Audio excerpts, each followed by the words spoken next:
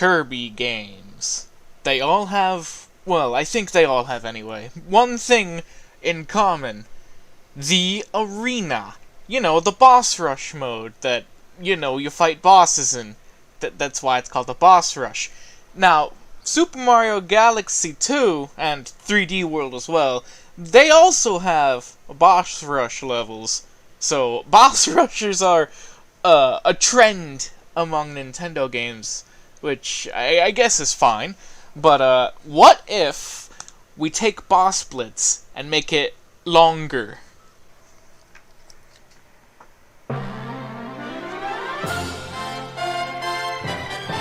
Welcome to the arena. This is a custom level that I made over the past week, and it's basically Boss Blitz 2, because it's got every single boss that is in Super Mario Galaxy 2 in it. That's right, one level, and there's 20 bosses, technically speaking anyways. So, yeah, let's get into it. If you would like to try this yourself, the download is in the description. It is actually quite hard.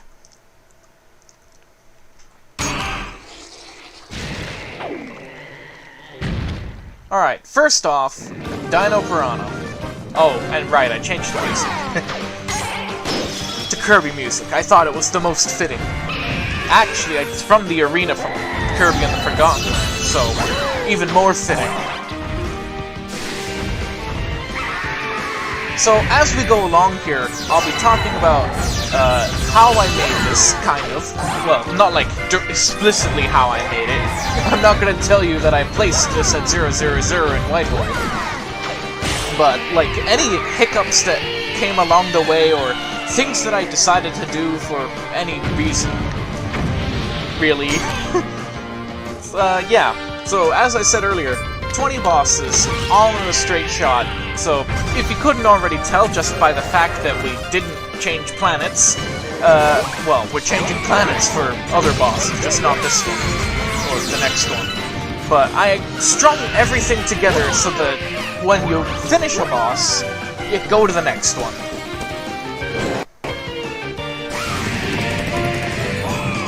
And yeah, some bosses, not all of them, when they get mad, they will change the song to the alternative track. I think it's just called Furious inside of Kirby and the Forgotten Land. The name of the song doesn't necessarily matter much.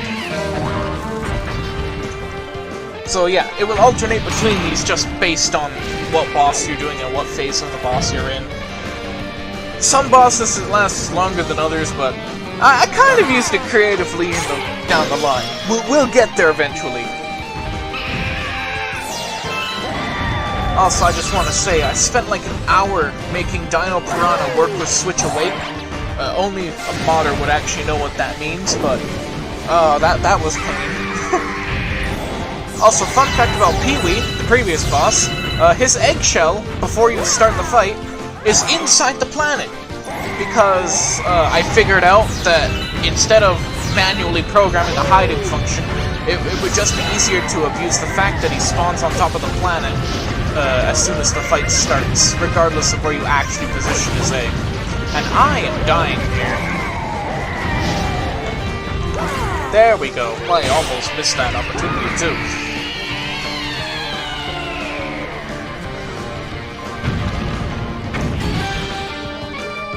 Alright, next boss, Giga Lakitu. Nothing really eventful went on when developing this guy. It's pretty standard.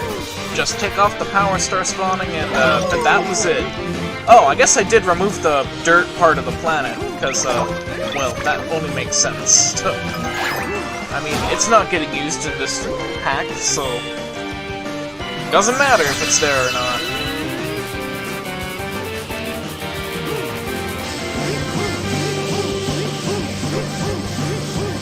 I would say, aside from Fiery Dino Piranha being the third boss, that we're starting off easy and getting to the harder ones. So, yeah, I kind of wanted a difficulty progression, because, well, generally, the Kirby games also will make the bosses scale in difficulty. Well, not the bosses themselves, they just will order them so that the harder ones come later. At least that's how they did it in Forgotten Land.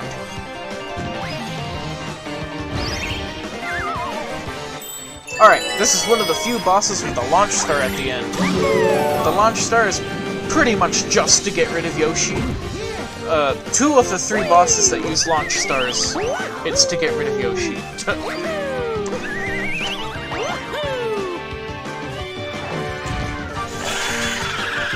And we'll see why the 3rd one has a launch star in just a couple of, I guess, seconds. It probably won't take me that long to beat this thing. Bugaboom goes down pretty quickly, if you know what you're doing, of course. Also, you probably noticed that I replaced the Cloud Flower with the Bee Mushroom. Yeah, I did that just so that we would have the Bee Mushroom in here, really. Because we have the Cloud Flower in a later boss. And I missed, great. Well, he'll come back around after all. The strings from the Cloud Flower part are still here, though, so it's not like I completely got rid of it. And he's down. Alright, Digga-Leg! If you couldn't already tell just by the couple of pixels that you could see on the left, I replaced the Power Star with a Launch Star! And I'm really proud of that, because it was, well, easy, technically, but it's clever, I thought. Because this is the 3rd boss that spawns a launch star when you kill him. So I thought that because he spawned a launch star, that it would be clever to, you know, stick a launch star in his head. That was only possible, by the way, because Digga-Leg, for some, I guess, inexplicable reason, it does make sense if you think about it, but it's otherwise just a random choice from Nintendo. It uses the same technology that the breakable crystals do. You know, the ones that can contain star bits and coins and whatever. Yeah, it uses the same technology on the inside. So, yeah, it was just a one-line patch.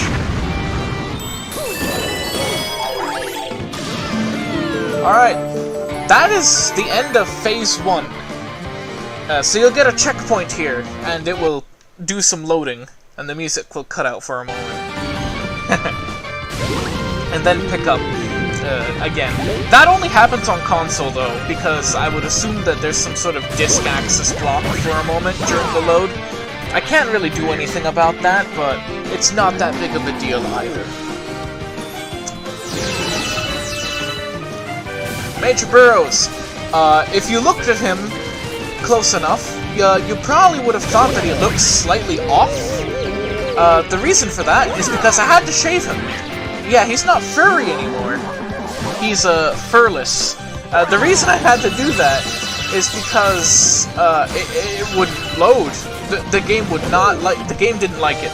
That's it. The game did not like it.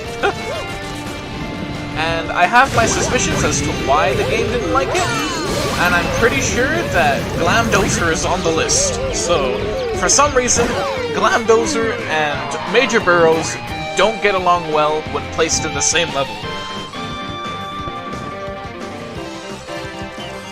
And speaking of Glamdozer, here she is! The boss that most people probably forget is even in the game.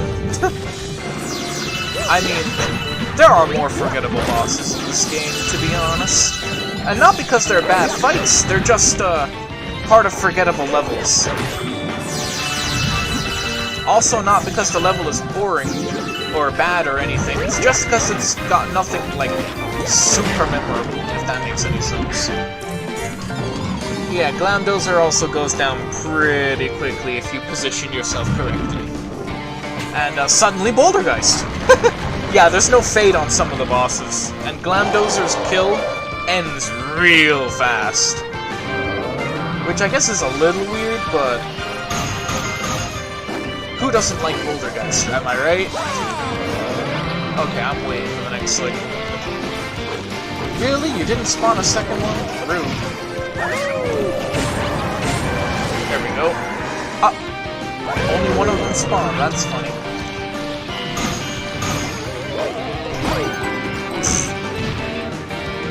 Come on.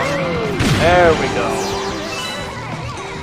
Now, it's actually kind of funny, because Bouldergiest normally has the drum track that starts when he's in his critical phase, you know, like Kingpin and whatever. But, the same code just... Whoa, that was late as hell. The same code just changes the music when you're not using a drum track anyways.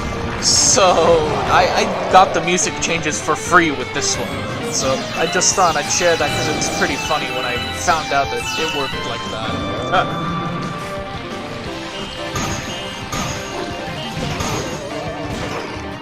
Also, I'm shooting Starbits just because I like it. There's not really any reason to shoot the rocks that he shoots at you. Other than, it breaks the rock immediately. So you can do something like, well, that if there wasn't the rock in the way. There we go. And he's down.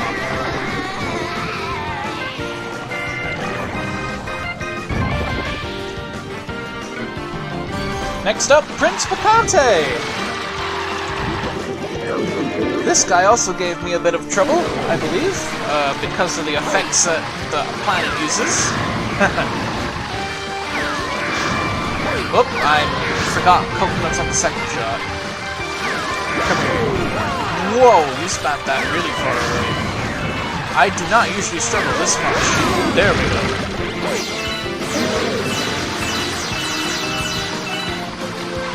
Like, you would think that during development I would get used to these bosses enough to the point where it's just go, go, go on all of them. And you'd be right, for some of them. Especially the next one. The next one's going to go down really quickly. There we go, now he's doing this move. Ooh! Just barely missed that coconut.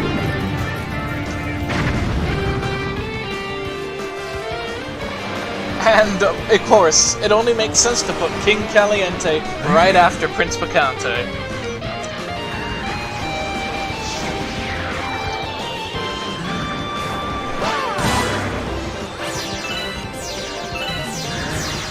Now, I did do something kind of special with Prince Pikante, and we'll be seeing that in a moment here.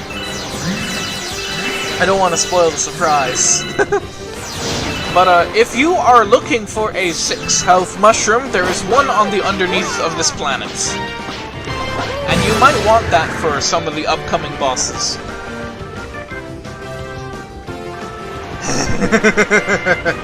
That's right. I added Spicy King Kaliente as a sort of second phase for normal Kaliente. I thought it was clever. And I mean, it's like when Kirby adds the secret bosses to the true arena, because I guess, well, it's never used in Galaxy 2, but it is usable in Galaxy 2, so I decided to include it for the sake of, well, I thought it was cool. That's pretty much it.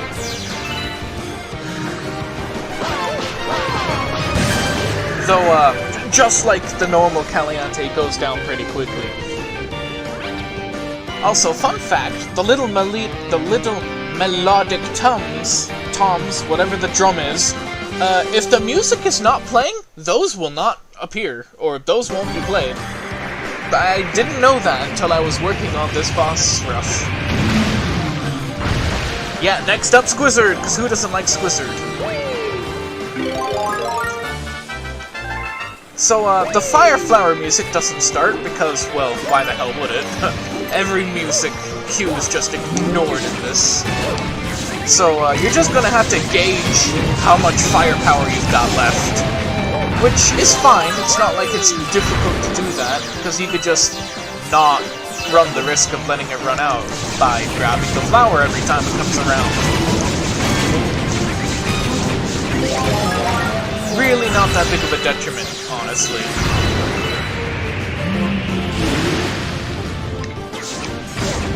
Squizzard didn't really give me much of a problem in development either.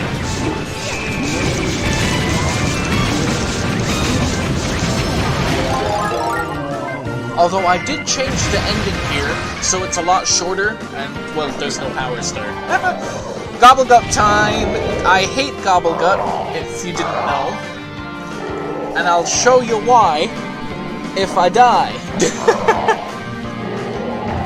I probably won't die because I fought this thing enough during development, but... Oh yeah, you can't really hit him when you've got the fire flower still. So, you better hope that it runs out before the cutscene begins. Or ends, rather. Alright, here we go.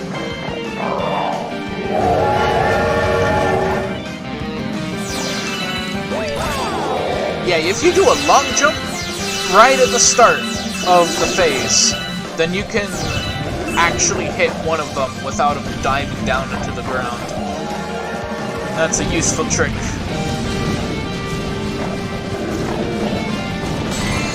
Oops.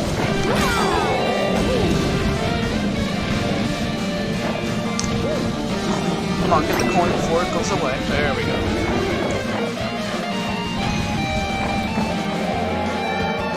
So, you're going to really want to conserve your coins, especially if you're doing this without that 6-up shroom that I talked about earlier. And this is why. You might have already guessed what's gonna happen, but if you guessed Fiery Gobblegut, you are correct! Yeah, I kind of treat this like a second phase to normal Gobblegut, just like how I treated Spicy King Kaliente as the second phase to normal King Kaliente. So, yeah, this is why you want that 6 shroom, by the way. But we're gonna try and do it without, just for, I guess, flexing's sake?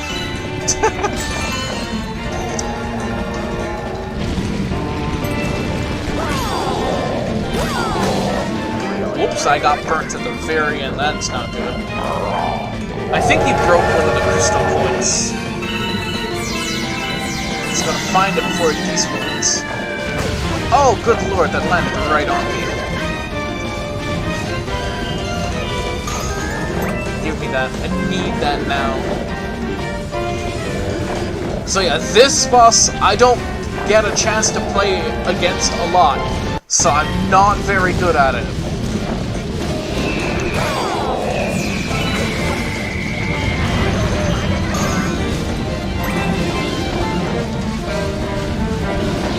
And this boss is super chaotic.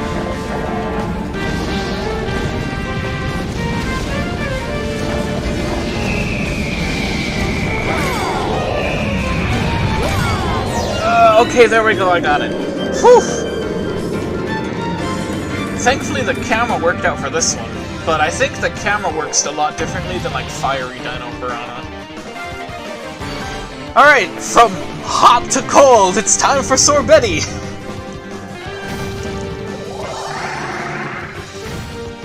Now, when I was starting to actually add Sorbetti to the list of bosses, I hadn't fought this guy in like a long time, at least not on an actual planet. I've fought him on flat ground several times, because a lot of hacks like to put him on flat ground, notably Starshine. So, actually fighting him on a planet felt super weird for like the first couple of times during testing. And yeah, he goes down pretty quickly. There's a bit of a period there for like buffering, because if I didn't do that, the game would lock up. I have no idea why. Rollodillo! This is the forgettable boss that I was talking about. From the forgettable level, which would be Boulder Bowl. Because, let's be real, if you remember Boulder Bowl, then you haven't made it past World 2. I feel like a lot of people just forget that Boulder Bowl exists. Which is kind of a shame, because I like Boulder Bowl, because I like the Rock Mushroom as a whole, as a power-up. Even though the Rock Mushroom is really broken internally, the math is not the greatest, I will admit. But it's not, like, horrible. Also, we have the lovely Womp's Fortress background, so you could probably tell what boss is coming up next, just by the fact that that's there.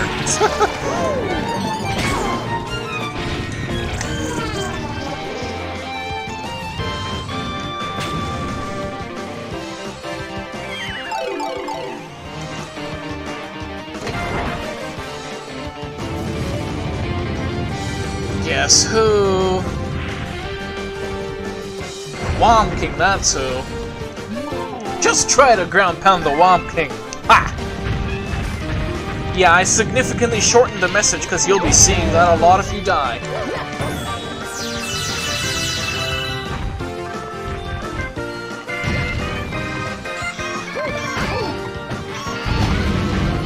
Uh-oh.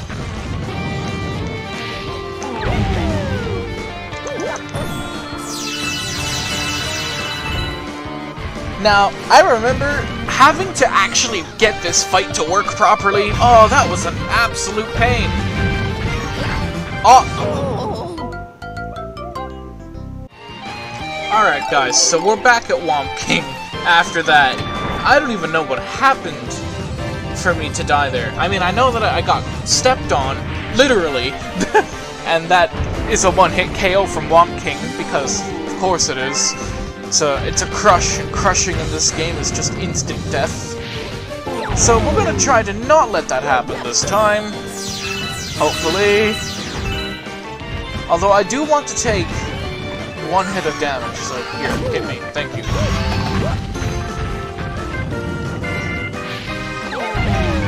And I want to take that hit of damage because I don't think I showed this yet. But if you reach the end of a phase, which is when the loading zone happens, then... Oh, don't step on me, thank you. Well, you'll see what happens. You could probably already guess by just what I'm insinuating, but... Okay, you win, but we'll see how long that lasts. Dang it.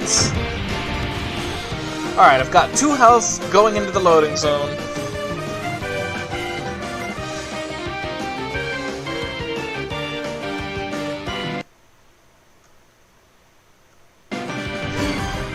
Alright, Megahammer and Bowser Jr. makes his appearance for the first time. Don't you know when to quit? You're down to the final 3 already, you know. So if you want that Grand Star, see if you're any match for Megahammer.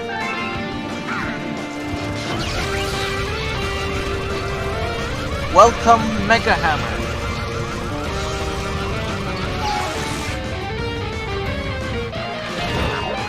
But yeah, we kept the 2 health, so you better be watching your health, because going through a loading zone and reaching a checkpoint will not save you from low health.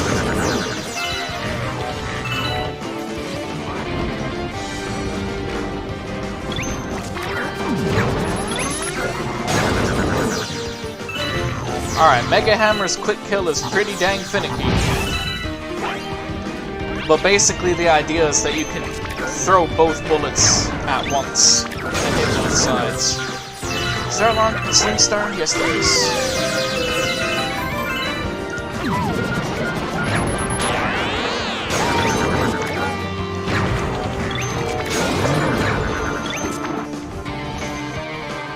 I don't even know where that rock is, so I'm gonna lose out on the coin.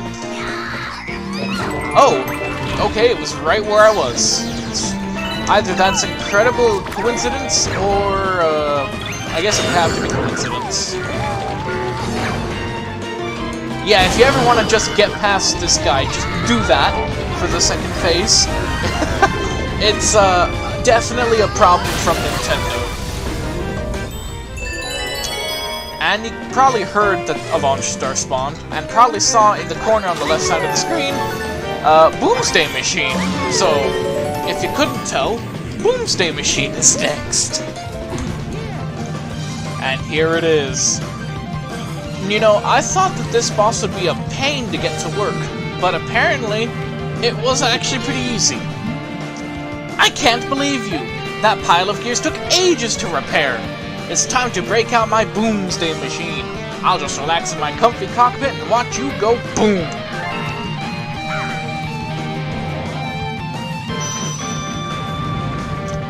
I had several music problems with this thing, though.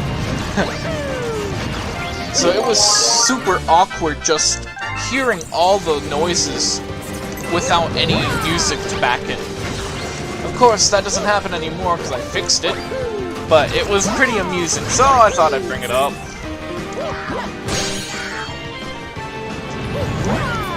So, same deal as usual, just hit him 3 times in the glass.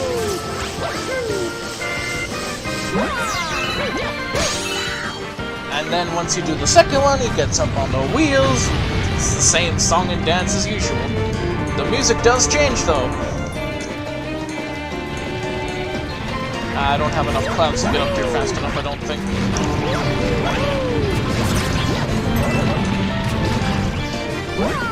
Oh no, you don't.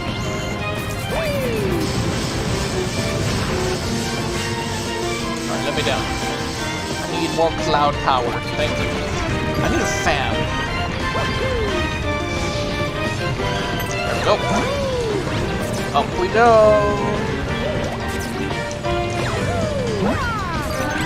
Now, I also don't really fight this thing much, because, well, people tend to use Megahammer over this guy. So, it took me a while to actually get good.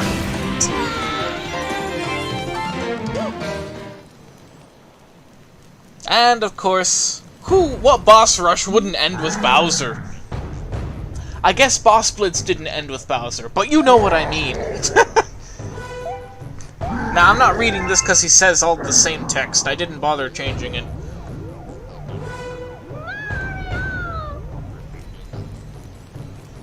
Also, yeah, Cloud Mario in this cutscene. It works out, but is kind of unusual to see. But I didn't bother removing the Cloud Flower, that's all. There's not really much reason to. I mean, if you do try to use clouds in this fight, you just, die, so... Like, if I use these clouds here, like, Bowser will just come up and still hit you anyway. I guess that's what I meant by you'll die, but... Also, finally, a music change. There's pretty much only one real song featured, and that was the one we were listening to before. The reason for that is I just didn't find anything that I felt would suit this, so... Yeah, whoops.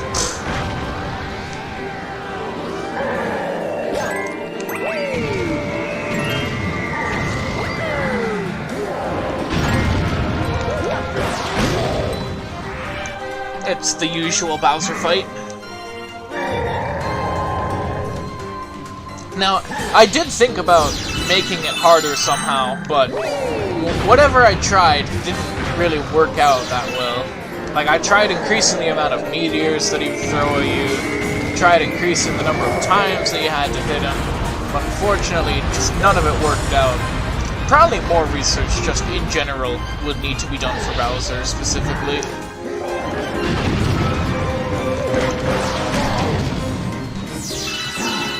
And of course, I did use Bowser 3, because I thought that fighting Bowser 3 times is not the best thing to do for this, so you only fight him once at his hardest. That sounded weird. And there you go. But, of course, you probably know this isn't the end of Bowser 3. There's still the final part after this.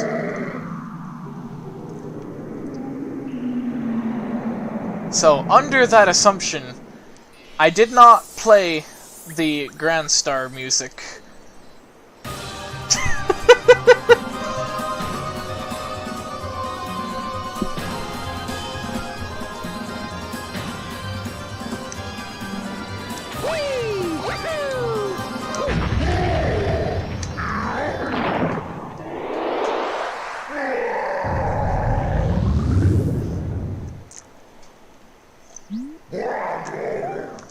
The end of you!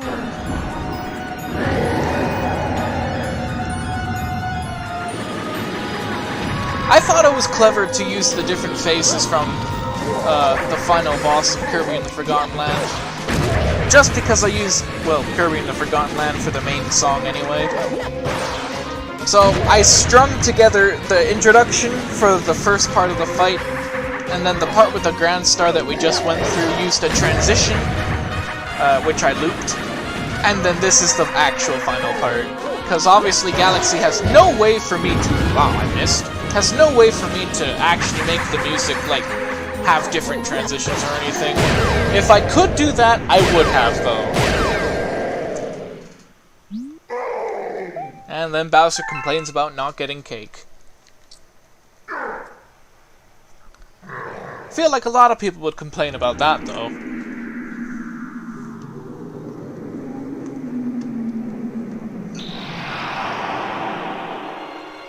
I love how buggy the skybox is. That's vanilla, I'm pretty sure. And here's the Grand Star, because of course!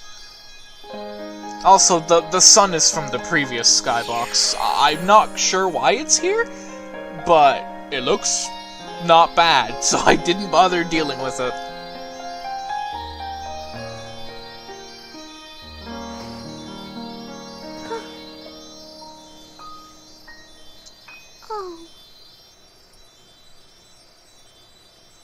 Also, I do just want to quickly mention, Peach makes zero noise because when I tried to load her sound effects, the game crashed!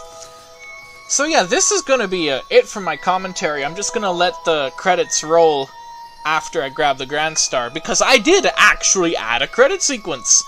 So I want to thank you all for watching, and remind you that you can download this in the description if you would like to try it yourself. Yeah, thanks for watching.